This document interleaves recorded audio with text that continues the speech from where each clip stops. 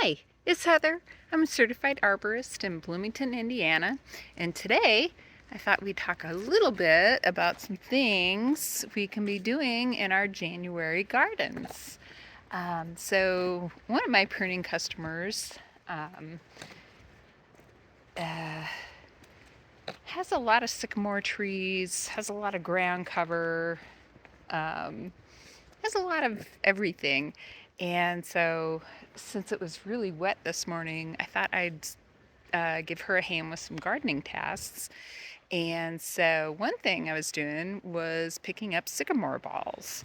So, these are fun. I did collect a bunch to give to a group who grows things, and I redistributed a bunch um, where they have lost some trees in high winds this last couple of years.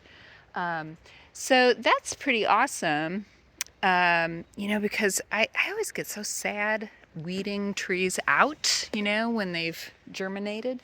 Um, so some places that we can check are like under shrubs, foundations, any place that the wind might blow some seed. Is a good place. A lot of states will take native seed. It shouldn't be a cultivar or, foreign species, but um, so that's one thing you can do. Also, any gardening groups, there might be groups that give away seed for giveaways or grow them for giveaways. So right now, poplars have let go. Obviously, sycamores. You might see if some of the sweet gums that are on the ground have any seed left in the balls. I know cardinals really like sweet gum seeds that are in the balls. So, yeah, there is a reason to keep those pokey things. um, but anyway, another thing, this is something I don't think people think about doing, is trimming ground cover. Um, so, um, they have a lot of ground covers to cut down on the amount of mulch uh, that needs to get put out. But things like myrtle, um, if we mulch over it or just kind of let it run loose, it can escape. And also, it's just not that attractive when you have these long strings. So, even if we want the size of the area to increase, we do want to be clipping it a little bit. We want to make sure we don't have any. Um,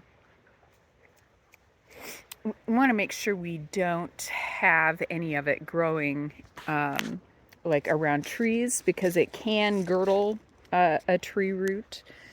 Um, and don't worry about, the myrtle not flowering because you'll notice the flowers better if you trim it in the winter.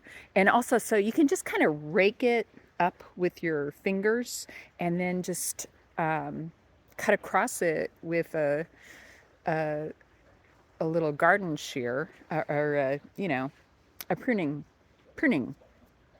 a pruner. And anyway, so you'll notice the flowers better. You'll have a nicer, thicker plant that you know where it is. It's not getting out and escaping under things. Um, so the next thing, I think a lot of people maybe don't think about weeding in the winter. But let's see. So chickweed is up. Um, we've got some chickweed. Um, Chickweed is super easy to pull, which means it makes a million seeds. That's the annual weeds that make the most seed tend to be the ones that are easiest to weed out. I'm going to put this in my truck real quick. So chickweed is up. Garlic mustard is up. I have seen dandelions in places that are warmer. I haven't seen any here yet today. Did I say garlic mustard? I think I did. Yeah, garlic mustard's invasive, and I'm sorry I didn't save one to show you what that looks like. Let's see. So, oh, yeah. So another thing, obviously picking up sticks. If the sticks are healthy, you might break them up, and I use mine to hold down leaves and stuff. And then as the summer goes on, I just kind of break them up, and they just turn into mulch in the bed. But, having them in the lawn is, it can actually kill off the grass under the stick. Also, speaking of lawns, God, I'm sorry, I keep pointing into the sun. So another thing about lawns, in places where we have snow, I forget what it's called. I want to say it's called snow wilt. No, it's snow something. But the blades of grass can become, folded over. And so if they stay that way too long, they tend to kind of rot, and you can get mold going and obviously lose part of the lawn. So kind of in the smaller lawns, I just gave them a really good raking. You can also, if there's any moss, you may want to just dig it up, and that way you can put the moss someplace else. But also, typically with lawns in our area, it's not because it's too acid.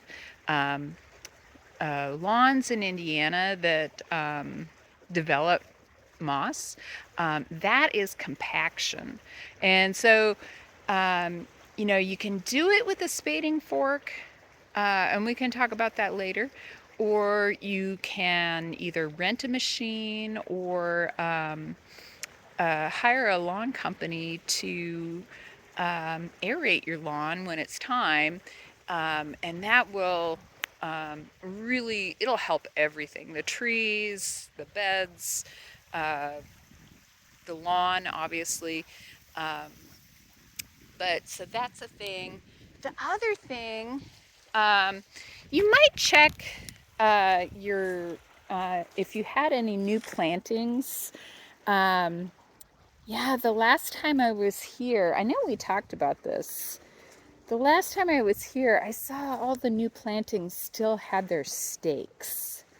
And I know we talked about in Training for Safe Trees 2 about not tying things tightly to a stake. And so this guy, little Japanese maple here, he is very loose in the soil. So I kind of repacked the soil around him. I removed the tape tying it to the stake. But I moved the stake out farther. So, in a prevailing wind, it can kind of catch the tree so it doesn't fall over. But remember, a tree being able to move, that is what will develop the root flare.